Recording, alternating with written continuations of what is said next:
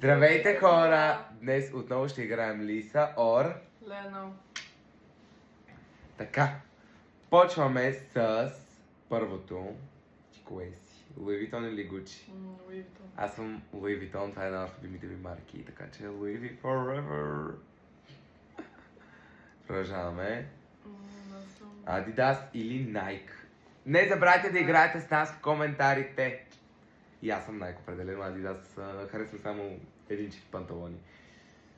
Лиса Орлена, Пепси or Sprite. Ами аз съм Лена.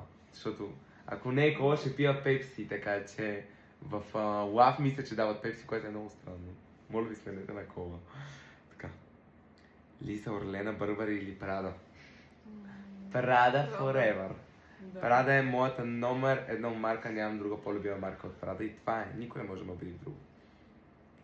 Лиса Орлена за Sprinkles или Лейс? Лейс. И аз съм Лена.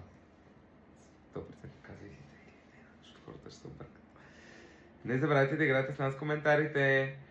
Така, Burger King или KFC? Лиса Орлена. Лена. Аз съм Лиса, аз наистина харесвам повече Burger King, въпреки че ям много рядко Burger King. KFC по-често, вече нямаше съм на диета, да е много. Писа. Продължаваме. Лиса Орлена. Лена. Много мразя Starbucks, хора. Може ме хейте в коментарите, но просто ненавиждам Starbucks. Dunkin' Donuts не помня да съм ял, но поне пончиките ми изглеждат хубаво. В Starbucks всичко е ужасно. Лиса Орлена. Аз съм Лиса. И аз съм Лиса. Определено марката на North Face повече ми харесва, въпреки че имам много неща на Boss, ама на North Face. Лиса 100%. Ами... Макдоналдс. Да, и аз съм Лиса Макдоналдс, наистина. И хора, благодарим, че гледахте. Бай-бай!